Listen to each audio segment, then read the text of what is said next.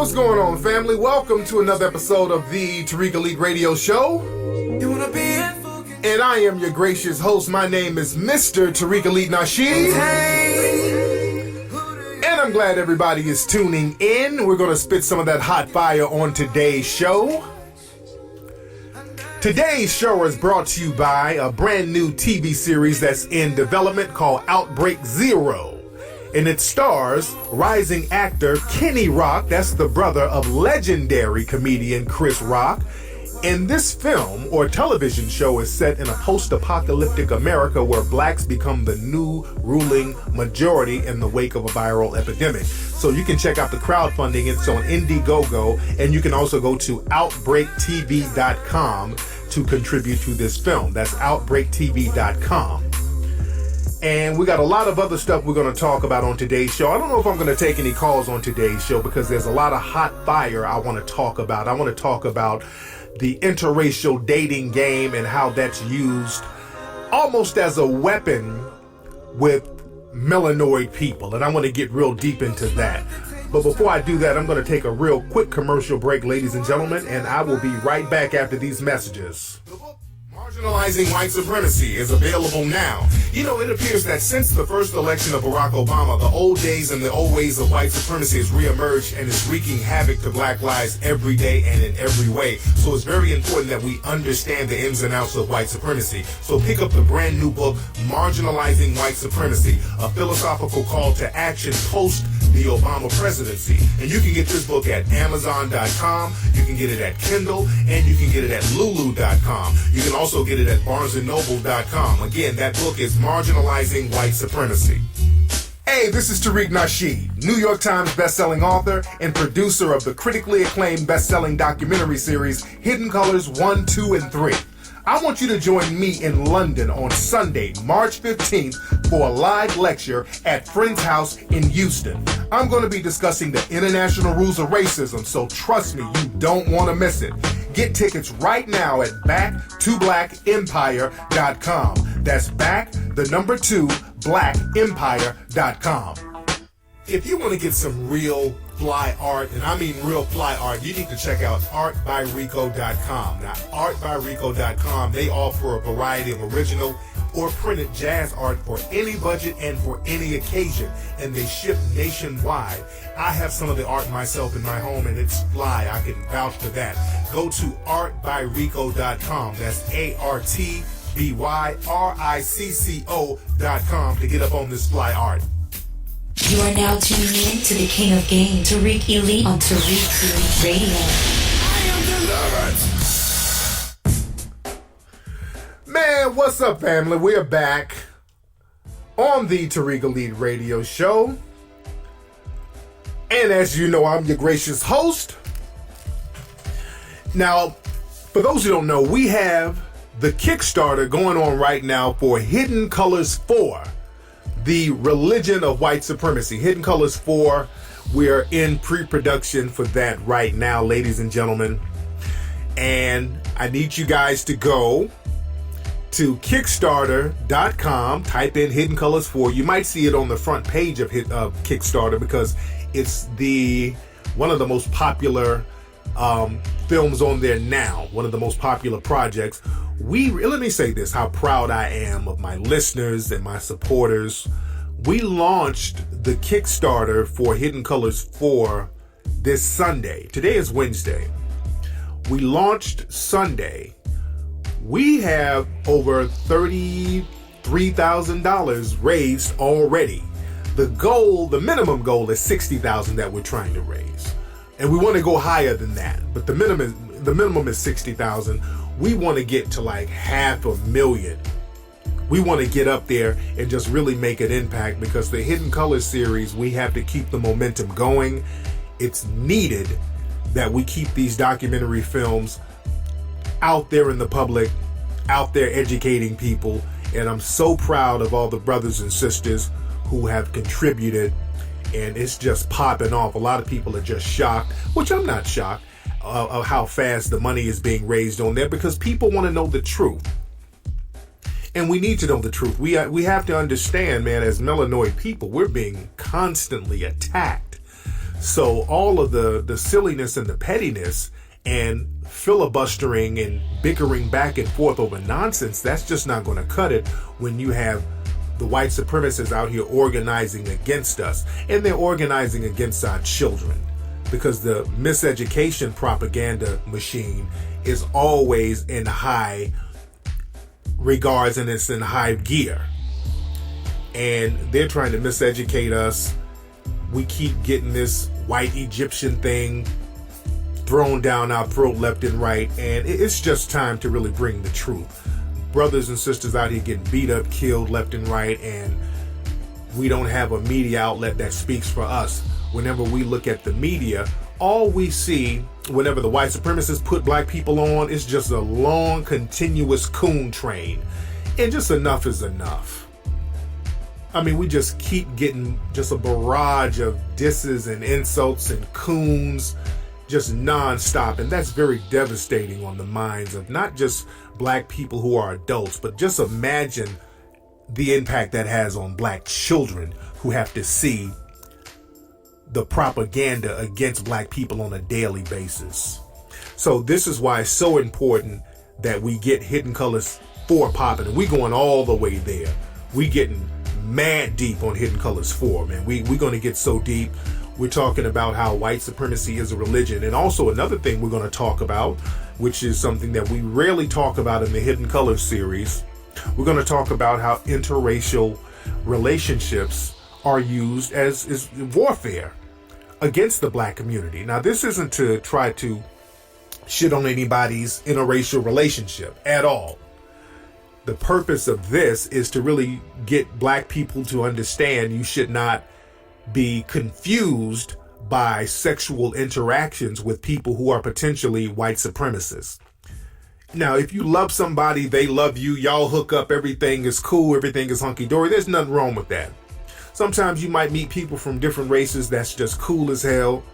You like them, they got a great personality, they like you, y'all fall in love, y'all kick it, it is what it is. But a lot of times we get into interracial relationships for socio-political reasons. A lot of black people get into these relationships as a form of sanctuary. So we get into relationships for the wrong reason, and what happens is that you inadvertently get in a situation where you're maintaining the system of white supremacy, and I'm going to explain that. And again, we're going to go real deep about this in the movie. So again, before I even go into the game, go to kickstarter.com, or you can even go to hiddengolorsfilm.com and contribute to the movie, because there's a link. So we want to get everything popping fast. We want to get that minimum by Friday. That minimum 60,000. We should have that by Friday, but we want to go up to almost 500,000 on Kickstarter, man. Again, I say this all the time. They got projects on there that, the dominant society, they're funding just little lollygag janky projects. And I'm not trying to minimize these different projects, but people get home videos and film trees in their backyard, and they get held damn near $1 million. This is something, the Hidden Colors series family, this is something that is a tried and proven brand. This series has educated more people as far as the documentary than any other documentary in history. No other African history documentary has educated more people around the world about black people, black history, and what we need to do, which is most important about these documentaries. Nothing has done it more than Hidden Colors. So we have to keep the momentum going, family. This is something that we have to keep going, because there's no other options out there like that. Nobody else is bringing that. All we getting is cooning and trolling and nonsense, and we need to keep this momentum going. So again, hiddengolorsfilm.com. Because again, people out here, man, are giving millions of dollars to people like Darren Wilson. They're giving money to people like that cop out there who raped them sisters. So the white supremacists are circling their wagons economically, and they're not bickering back and forth, getting on no bullshit. They're not on no colorism. Because we're going to talk about that too today. Because that colorism issue is still popping up. But last week, if you remember on the show, there's a brother called up talking about, and I get this a lot lately. A lot of brothers like, hey man, how can I get a white woman? Man, I'm trying to get these white women, and these white women act like they don't want to be with me. Man, what can I do to get a white woman? I get that a lot, man. I get a lot of cats asking me stuff like that. I even got an email from a dude on Facebook. He sent me a private email about this situation he was going through with his chick. He was like, man, I'm dating this chick, and I took a look at her phone, and she's low-key messing with this other dude. What should I do? Now, whenever I see somebody hit me up and they got clear evidence that their significant other is doing something real sneaky or kicking it with some next dude, and if you ain't saying, hey, how fast can I get the hell out of this relationship? If you're still sitting up here talking about how can I make this work? What should I do? At that point, you're playing dumb. And I want to know why you're playing dumb. And when the dude told me the situation, I said, let me know something about your chick, man. Show me a picture of this chick.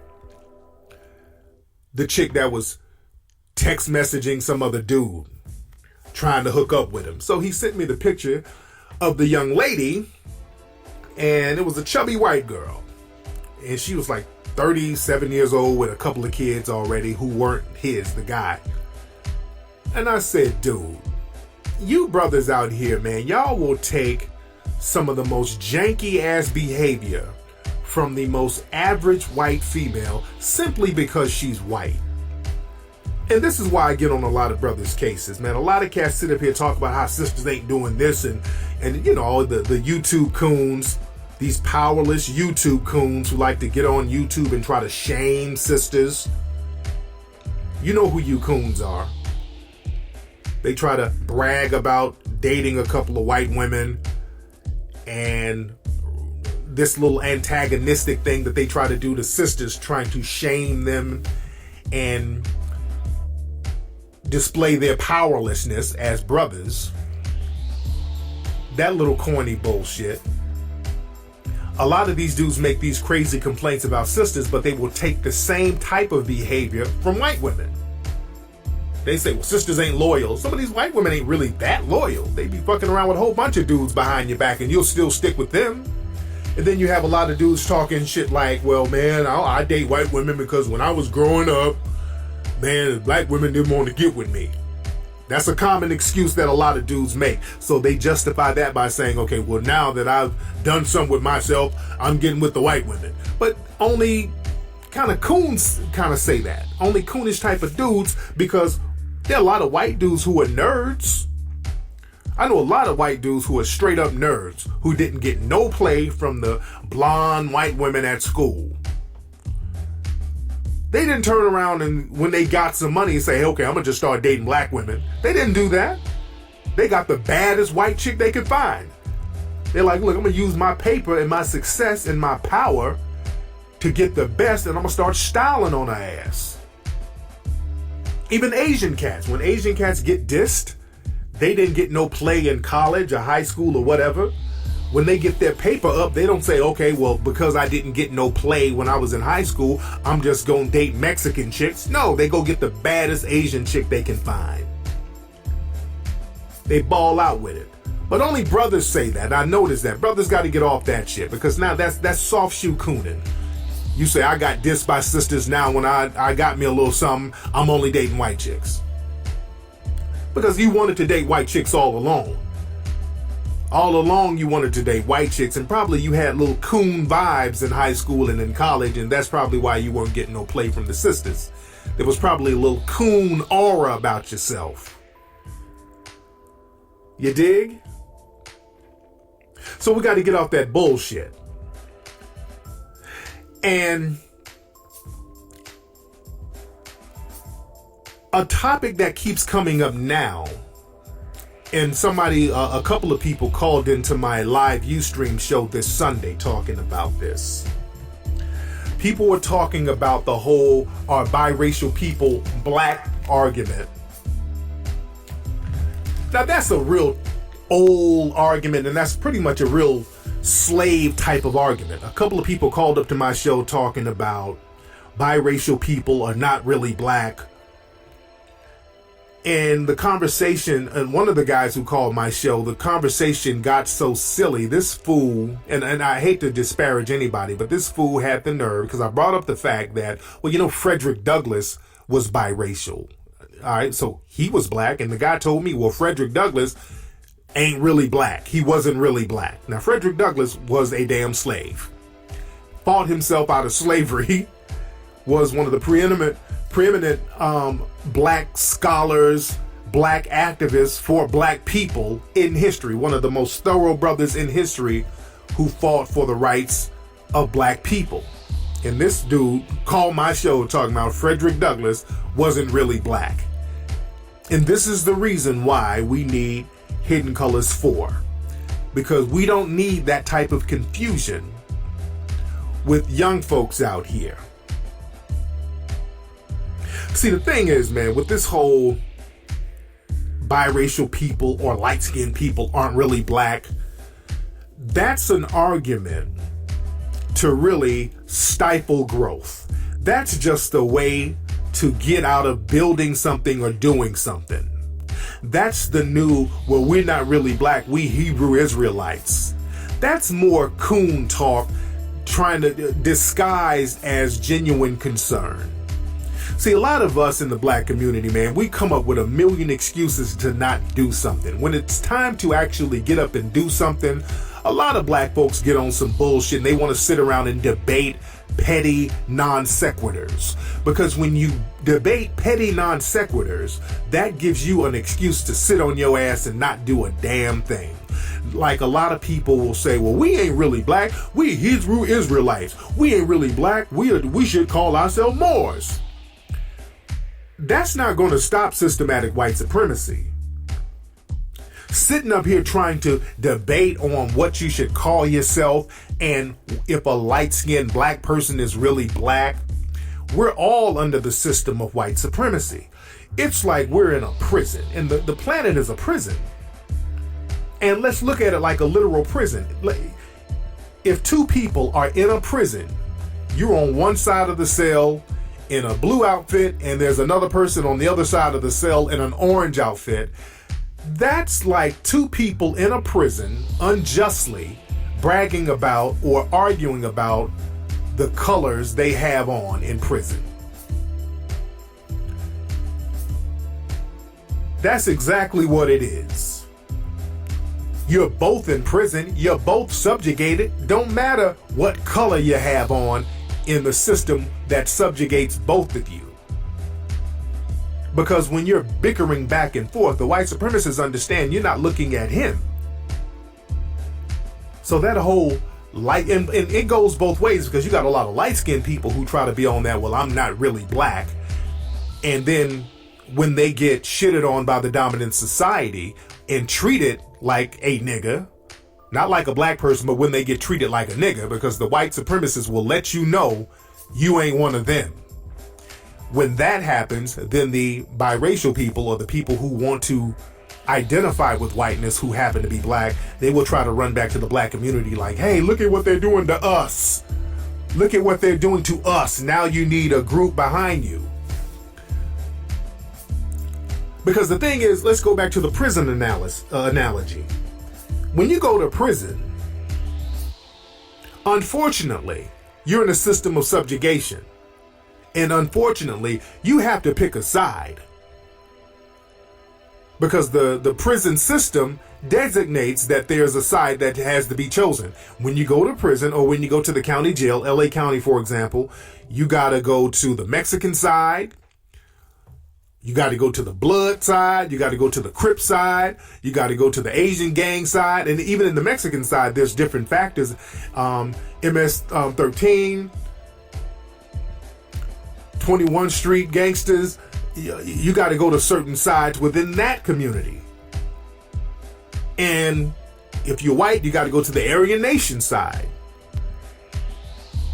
You can be the most liberal person ever. You can be the most nice, kind-hearted person, the most universal person. It doesn't matter. But when you get into a system of oppression and a system that has a controlled environment that's controlled by somebody else with different factors within that society, you have to go into the group that you identify with the most. That's an unfortunate thing, but you got to do that for basic protection, because if you're out there in prison talking about I ain't down with nothing, you're going to be free lunch.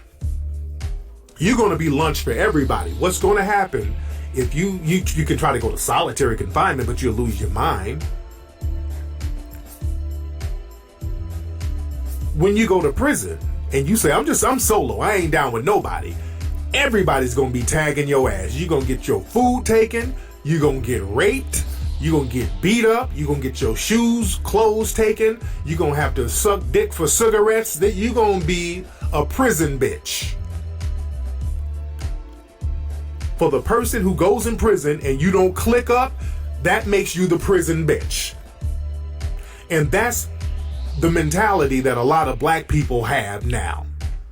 Black folks get on this shit where they don't want to click up as a group.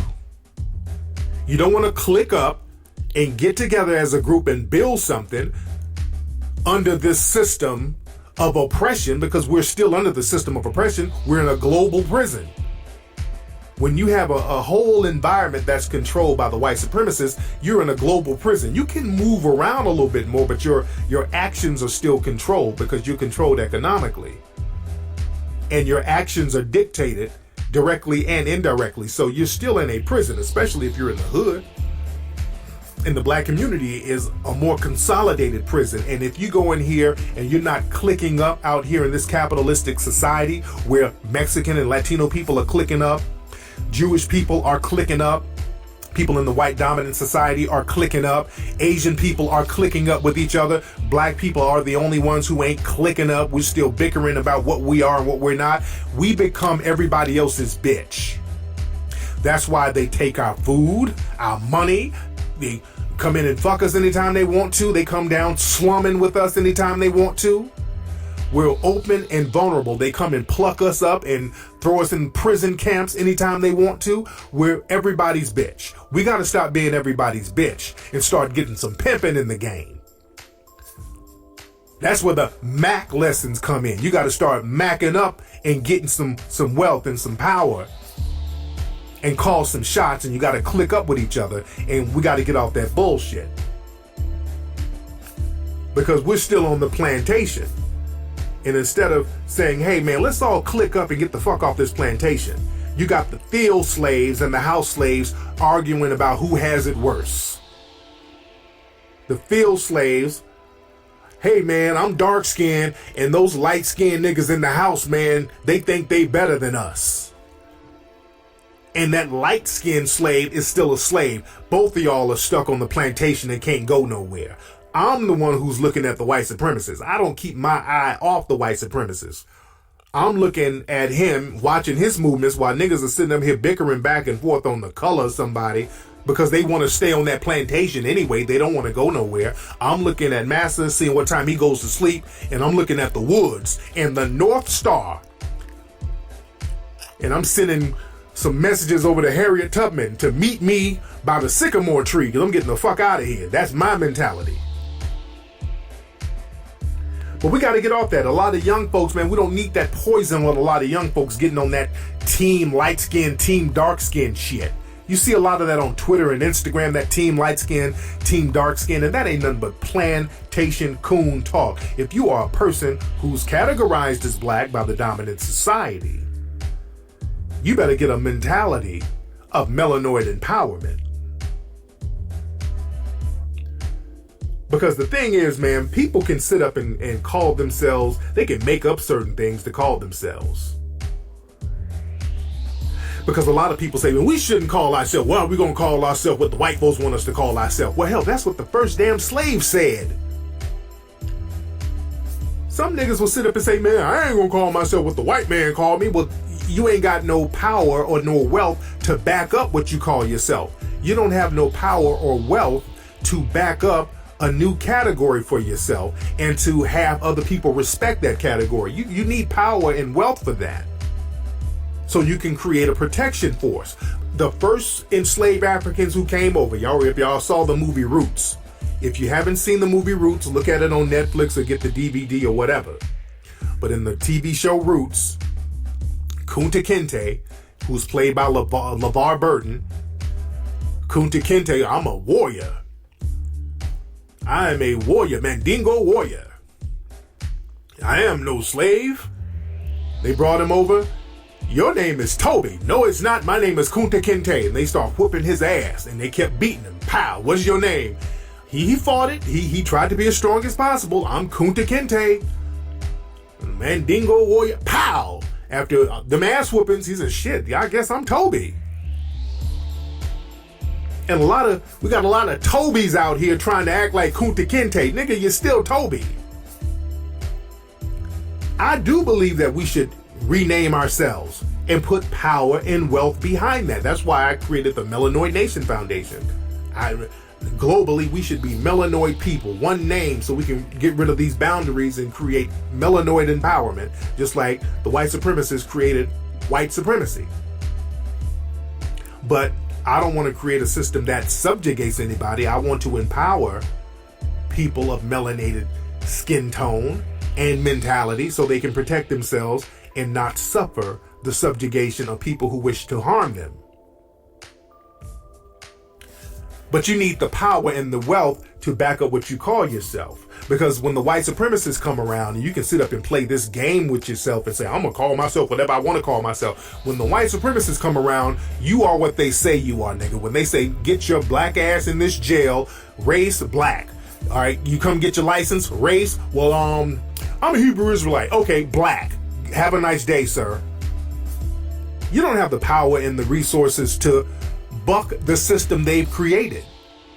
Let's get some power, some resources, some wealth. Then we can start talking about what light person is and what dark person. We can come up with all that bullshit after we get some wealth and some power going on. Let's get an economy going on. Then we can argue about that. And we got to stop playing that game. Because see, the Creoles of Louisiana, they played that game. They tried to play that game when the French sold the Louisiana territory to the United States. When the French was down there in New Orleans, they let them play that little game, and they'll let you play that game until there's a threat. Even the French come across liberal. They weren't that liberal, because when the French were going at it with Haiti, them French generals went into Haiti and they had that whole Creole light skin shit going on in Haiti too, where I'm not really black, I'm the Creole. They had that stuff going on where the light skinned people wanted to distance themselves from the other black African people, and the French generals went over there and started slaughtering some of the mulatto and the Creole people too. And that woke them up, and they said, okay, let's go down here with Toussaint Louverture and click up with some of these other dark African brothers and sisters to get these French up off of us. And again, down in Louisiana, the French had that same mentality going on with a lot of black people who were light-skinned. They thought, okay, well, I'm light, I'm closer to the French, so I'm a little bit better. And then when the United States purchased that area, they came in and said, okay, well, we own this shit now, so let's get a tally of who's who. All the white people go on that side of town, all your darkies, you're going to go over there. And the Creoles were like, well, hey, well, we're not really dark, we're not really black, we're not really white. And they said, well, what are you? Well, we're Creole. Who? Yeah, we're Creole, French and black. Oh, take your black ass over there on the black side. They kept it real simple. Whether they liked it or not, and the French Creole didn't have the muscle and the wealth or the power to do anything about it. That's the thing. If you do not have the wealth and the power to do anything about it, stop sitting up playing games with yourself. Stop sitting up with that dusty nigga talk about what you gonna call yourself, and you ain't backing it up with no power. You ain't backing it up with no wealth and no resources. Because there's no biracial community. There's no community of biracial people. Let's just be very clear that there's no biracial, there's no mixed community. That whole term, that biracial mixed stuff, that's new. Those are new terms to really confuse black people so that you're not focused on white supremacy, so they can use people as buffer classes. And that's why it's important for us to understand the game. And white supremacy refines itself every 40 years because, again, about 40 years ago, they started coming up with terms like Hispanic. And that was another way to confuse black people who spoke Spanish. That gave them an out. So psychologically, people who were phenotypically still African, they could now use their language to say they were something else. So if you don't have the mentality of a melanoid person or a black person, or you don't have an African mindset, go ahead and do what you do. Because it's not really about the skin color, it's about the mindset you have, it's about your mentality. Because the thing is, you can be a light-skinned person like Claude Anderson who rides for black folks. So you can't call him a person who's not really black. Claude Anderson rides for black folks. Because you got jet black people, you got dark people like Larry Elder, who's the worst person in the world for any black person to listen to. He's worse than a white supremacist to a certain degree. So it's all about the mentality. You got to look at a person's mentality and see where they're coming from if they're about empowerment. But the propaganda machine is heavy because now, with black folks, the white supremacists are letting people know that black love is something that they don't want to see. Black relationships, that's something that should not go down.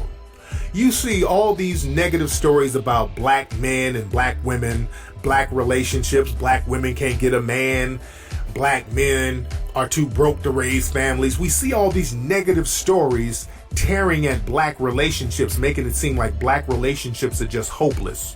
There was a story recently about a black woman who turned 40 and married herself because there was no good prospects. See, that's propaganda. When you see that propaganda being spewed out daily, what the white supremacists like to do, they like to present a problem and create a problem and then turn around and offer a solution.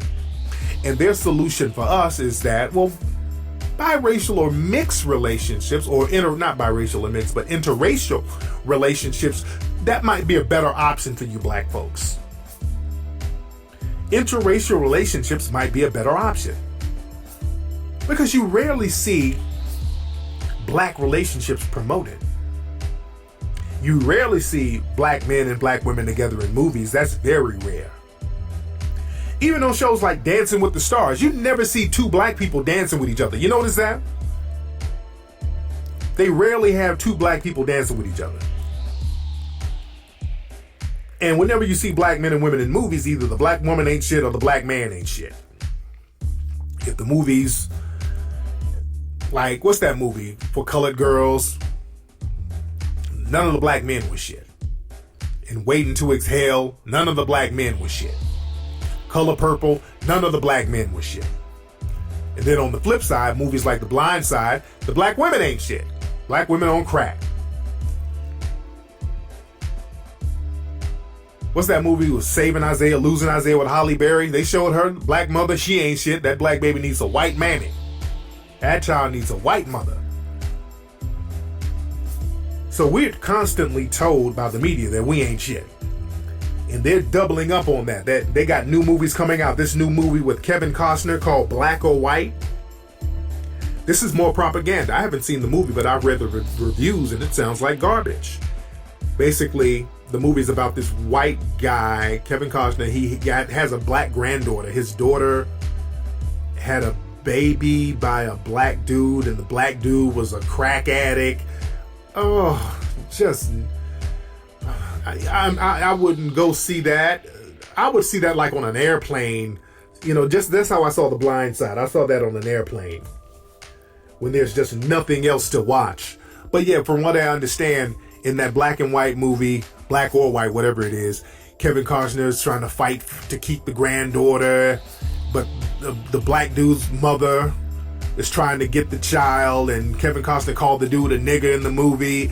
It's just basically showing black folks ain't shit. You're better off with a white parent. Even if we are alcoholics, because he's supposed to be like an alcoholic in the movie. Even if we're an alcoholic, that's better than us being crack addicts. So we have to understand the propaganda. they're using on us. In that new movie also called Dear White People, now I saw that turned out to be a crock of shit. And I'm giving spoilers for that movie, by the way. So if you saw it, tough shit. Because I'm going to give a few spoilers for that movie.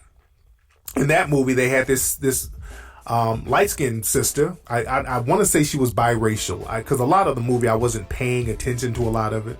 But I think she was supposed to be biracial, and to make up for being biracial, I think she was like extra militant to a certain degree. She had like a radio show called Dear White People, where she would talk about certain flaws and how white people would perceive black folks.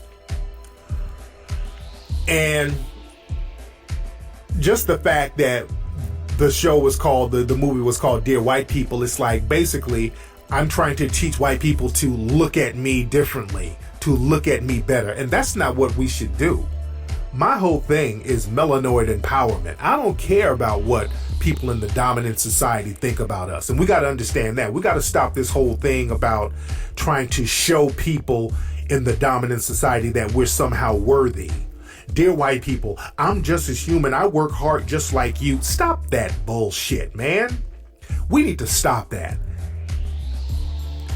Because people have this whole thing that, well, racism is based on ignorance. They just don't know how great we are. No.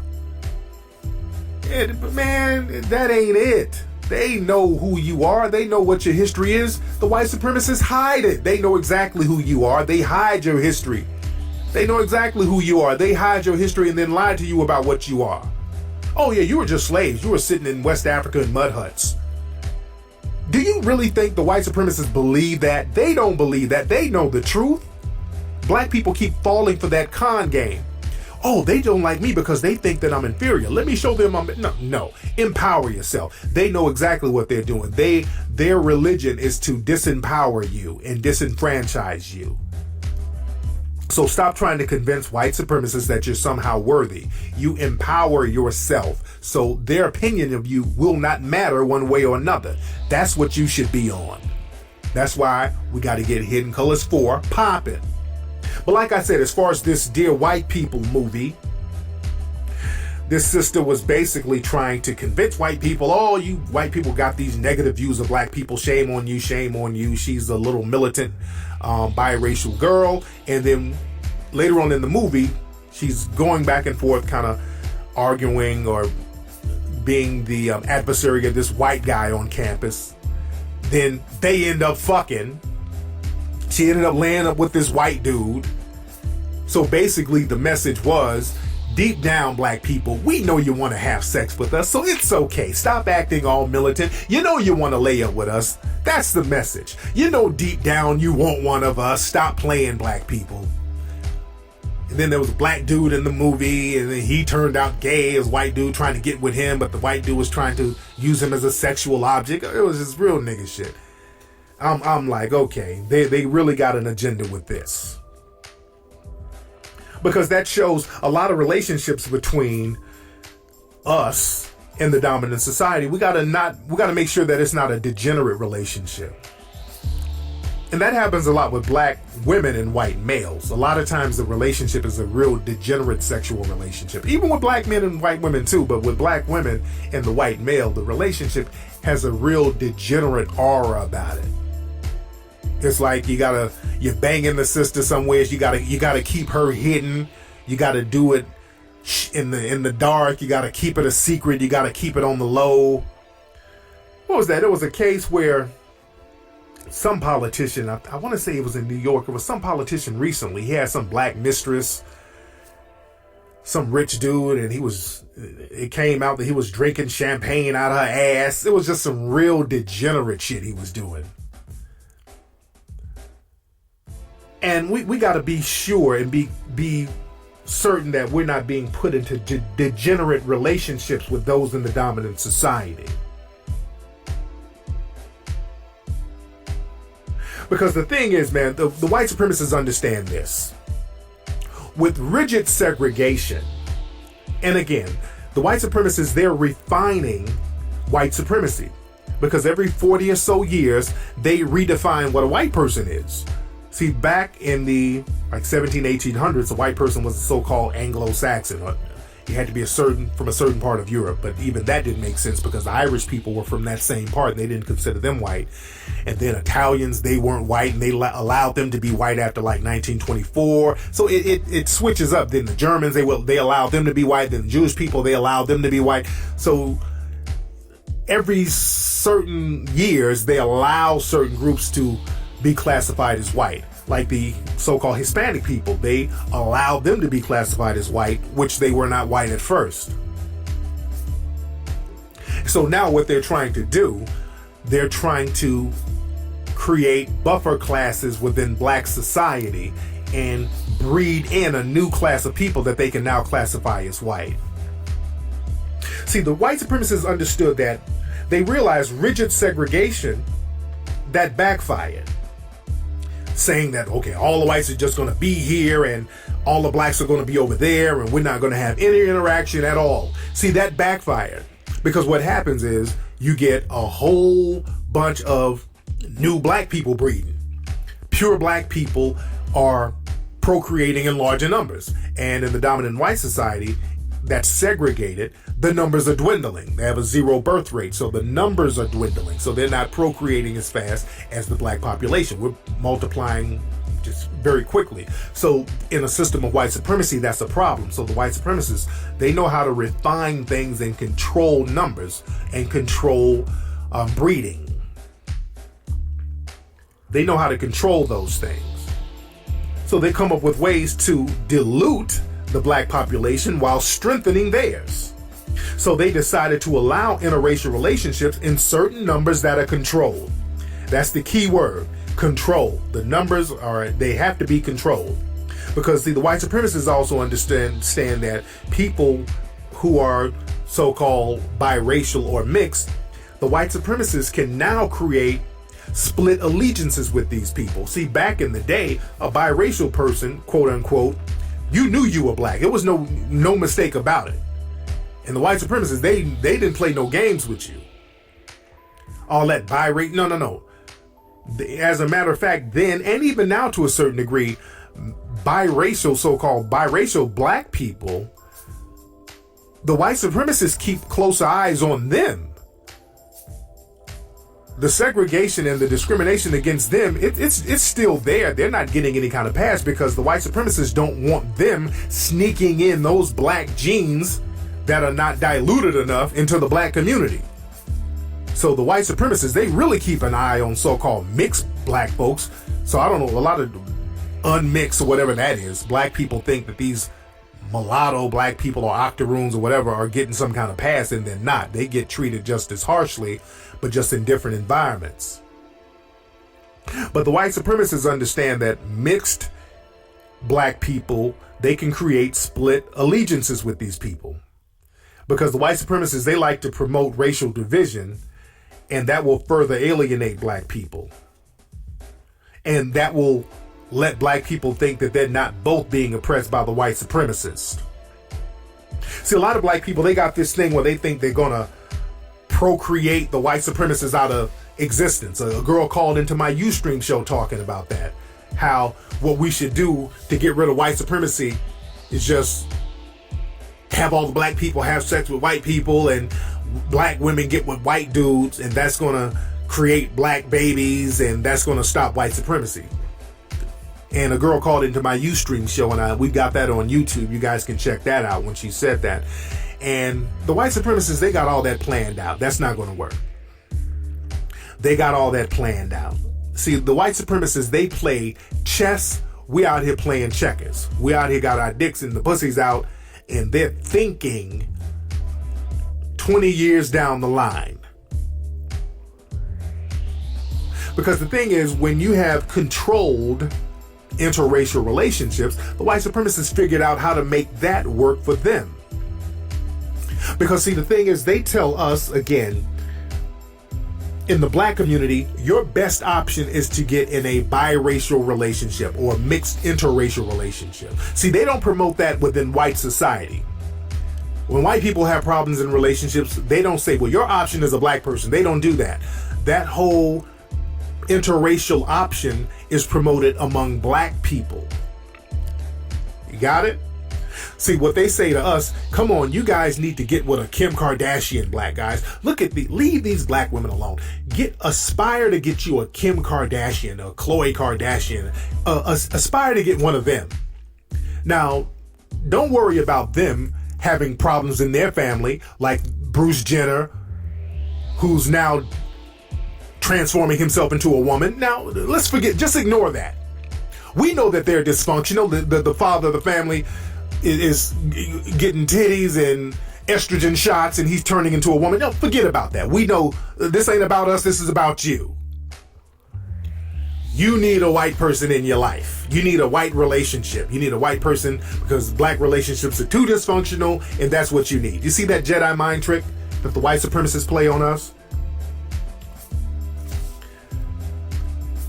And the thing is, they got it all planned out and they promote this stuff and we fall for it. And again, I'm not saying anything is wrong with interracial relationships. I'm not saying that whatsoever.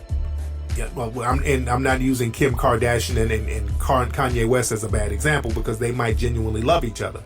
But I'm saying that a lot of times black people, when they get into interracial relationships, they're the ones who are ending up confused. See, the white supremacists, they're never confused. They can sit up and have relationships with black people, black men and black women, and they are not confused. You guys have seen and heard my show where I had white women who are in relationships with black men, and these white women have the same views as any other white supremacists. And I've seen and heard white supremacist males say, well, I'm not a white supremacist. I like black women. I date black women all the time. As if that's not going to make them a white supremacist. Slave owners dated black women or had sex with black women. That didn't stop them from being slave owners and white supremacists. See, black people think just because somebody's having sex with you, they couldn't possibly be racist. And nothing can be further from the truth. And the thing is, they got the game covered. The white supremacists figured it out from every socioeconomic scale. For example, let's take white women and black men from each economic scale. So you get a black man who's well-to-do or wealthy and a white female. Now, usually the black man, if he's wealthy, or I won't even say wealthy, but rich, usually it's new money. It's like sports, entertainment. That's new money. It's not old money that was passed down. It's new money. So a lot of times, if it's a black dude who's well-to-do, he's not going to get with a well-to-do white woman because generally, rich white women do not marry or get with black men. It might be a fling or something like that, but I'm talking about real relationships here. Rich white women, and I would be glad if somebody could point one out. I have yet to see really a rich white woman who married a black male. It's very rare. It's very, very rare. Rich white women generally who come from wealthy families or who has generational wealth that was passed down, they usually don't marry black men. That's like a rule within the family. Because you don't pass wealth down to black folks. That's one of the rules of white supremacy. Heavy. You don't pass no wealth down to them. Now you take wealth from them. You found a wealthy black person or a rich black person and you get in good so you can get your hands on that wealth and those resources and pass them back down to the white community. That's why most rich black men, if they do get a white woman, it's like a moderate, not even well-to-do white woman, but just a white woman who's like a nanny or a babysitter or a waitress like Tiger Woods or somebody like that. And the thing is, when you look at those relationships, the white women are usually on the come up. And since they're on the come up, they're trying to identify themselves with some upper echelon mentality or some type of upper echelon society. So their children they have from that situation, they're going to try to keep their children in upper class circles. The white women who have children with black men, they're going to keep their children in upper class circles as much as they can because they are coming up. The white women are coming up. They're not fucking with this balling nigga to go back down to some hood shit. No. That's their come up. And they're going to work that for everything they can. So they ain't gonna have anything to do with anything black culturally. The white women will put a stop to all that. Who's dealing with a balding brother? They're gonna stop all that. They're gonna stop him from being on that anything culturally black. If they can, for the most part. So the children from that union, they're gonna identify with whiteness and white society for the most part. And when those children go out there to date and procreate, they're going to look for white people to date for the most part. And then when they have children, the children whiten up a little bit more. Just like with Paula Patton and what's his name? Robin Thicke. Like Paula Patton, I think she's biracial. She's real light skinned. Beautiful black woman, but she, biracial woman, got with a white man, and the kid looks lily white. And that kid can go into white society undetected. And that's the name of the game. That's exactly what they want. That's exactly what they want. And even in a situation where it's a white woman and a black man, in a lower income situation, it's the same thing pretty much. See, a low income white woman and a low income black man, if they were to procreate and have a kid, the white woman ain't gonna really chill too hard with no low income dude. Not on no long term. A dude who's just kind of scratching and scraping to survive. Low income white woman ain't gonna be with that too long because she has more options and resources. As a white woman, there are more resources and options for her. So she can roll on her own. She can do bad by herself, and she would do better by herself, as a matter of fact. So she's not going to be in a situation with a broke brother and a biracial kid. So she'll take that biracial kid and raise the kid somewhere by herself. And that kid, the biracial kid, is not going to be black identified. They're going to be white identified because that's the person who raised them. And then when that person grows up with a white identified mentality, they're going to seek a white mate who will take them. And then when they have white or children, those children can possibly go undetected back into white society. See how that works? Into the segregated white societies. You see how that game works? So you're not really stopping white supremacy. You're kind of building up the white population again. And now, not only are you building up the white population again, now there's an infusion of melanin and fertility in there that's a little bit stronger. See, they know what they're doing. The white supremacists know exactly what they're doing.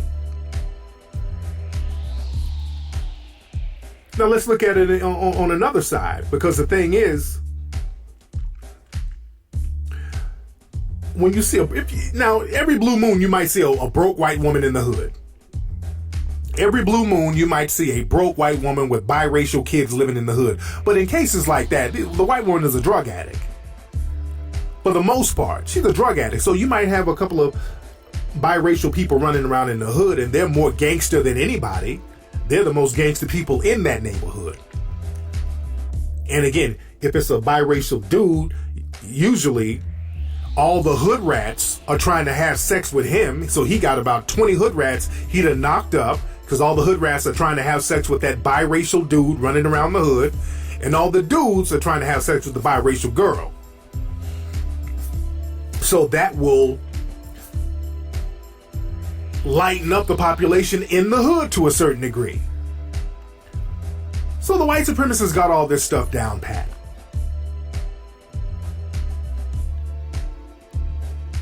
Now let's look at it on this side. If you have a white man and a black woman. Now let's say there's a poor white man or middle-class white man and a poor or middle-class, not even middle-class, but just say a poor black woman. Low income. Low-income black woman, low-income white man. Same situation. Basically,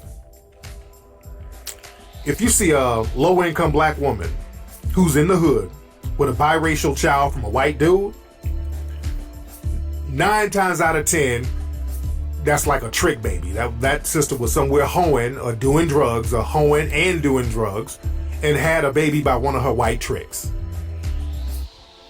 That's usually the situation. It's like Keisha Cole's mom. You remember Keisha Cole's mom, Frankie? They had a television show on BET. Keisha Cole's, she didn't know who her dad was. Her mom used to be a crack addict, and her dad, I guess, was an Italian trick that her mom laid up with. So you see a lot of situations like that in the hood. The black woman who's living in the hood had a baby by some white trick or somebody they were doing drugs with or whatever, and you got some biracial kid in the hood with a black mother. And again, that kid ain't gonna go into white society. That kid is gonna stay in the black society, and that a lot of black folks are gonna try to get with that person.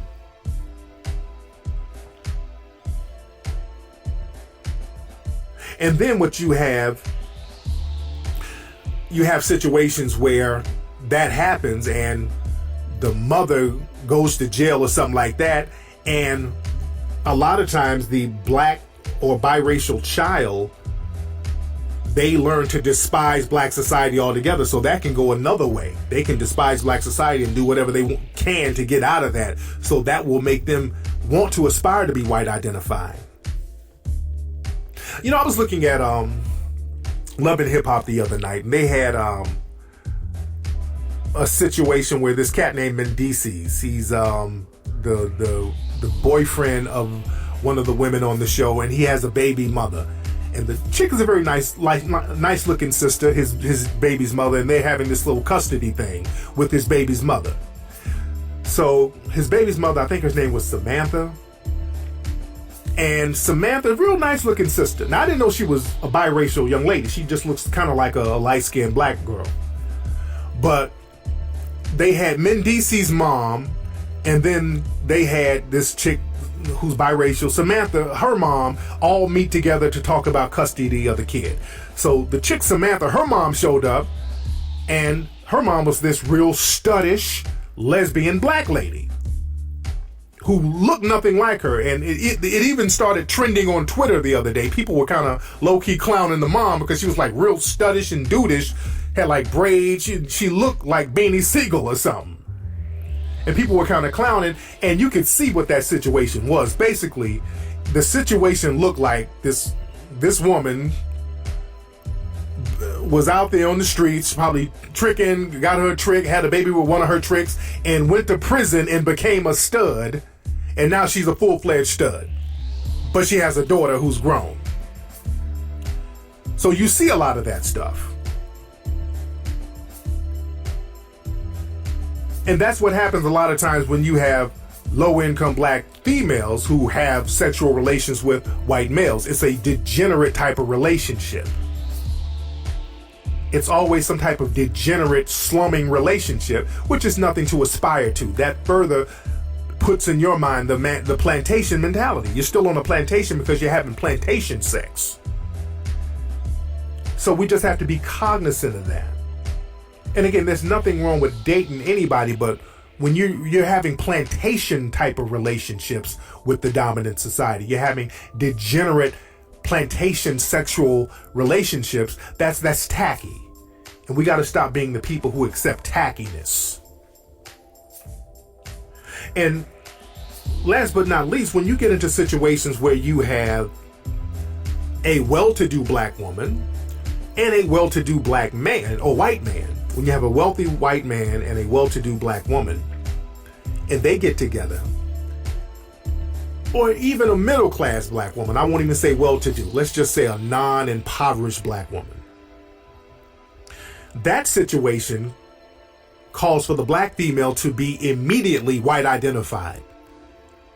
Immediately. She has to identify with whiteness, the black female, off the gate. For her to even get in a relationship, all that black shit has to get checked at the door. She can't have nothing culturally black about her.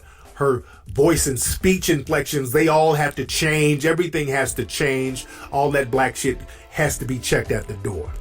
So they're going to make sure she has a whitewash mentality so that she can maintain the system of white supremacy. That's what the whole Donald Sterling thing was. When he was talking to V. Stiviano, he was whitewashing her mentality, saying, hey, look, don't bring those blacks to my game. Why don't you act like a nice white girl? Remember that? Even with the rapper Eve. Eve is married to a white dude now, and Eve is going around doing interviews talking about how he tamed me. Her white man tamed her. That sounds like jungle slave talk. And I love Eve. But that's jungle slave talk. And the thing is, in relationships like that, when the black woman who's well-to-do and the white man who's well-to-do, when they have a child who's a light-skinned black child, the black mother who's been whitewashed, she's going to make sure that the child has a white identified mentality. And that child who has a white identified mentality, that child is going to seek out a white partner to procreate with, to strengthen the white community. So the procreation from that, the kid will go into the white community undetected. So now we're back at square one. So you see how the game rolls? The white supremacists, they all have it figured out. They'll allow some undetected people, as long as they don't know your background, to come on in the white community. Now, there's a possibility of a throwback baby to pop up every blue moon, but that's the cost of doing business. In any kind of business that moves forward, there's going to be a few setbacks. The white supremacists look at it like that. Neely Fuller talks about that, how in the business of racism, white supremacy, there's going to be a few sacrifices and setbacks, but it's still going to be business as usual. There's always a possibility that somebody who looks white is walking around the white community and all of a sudden somebody has a baby and the baby has big ass fucking afro. That's the cost of doing business. But for the most part, it continues to go undetected because that's how white supremacy is refining itself. So we have to understand the game. So my point is, family, is to not shit on anybody's relationship. I'm not dissing anybody's relationship. There's nothing wrong with people from different races. If you are thorough and you have a genuine like or love for each other, that's cool in the game. But black people, let's stop being confused by sexual relationships with those in the dominant society. You want to smash? Go ahead and smash, but don't be confused. You understand that? Anyway, y'all, that's been today's episode of the Tariq Elite Radio Show. Don't forget, family, right now, since you're done listening to the show, go to Kickstarter, contribute to Hidden Colors 4. If you contributed already, let's contribute again. Let's get those numbers up so we can get this thing up in the hundreds of thousands of dollars raised so we can do Hidden Colors 4 really, really spectacular. So go to hiddencolorsfilm.com. You guys can contribute to the film. I thank everybody who's contributed already. Let's get this thing going. Much respect, much love, people. Out.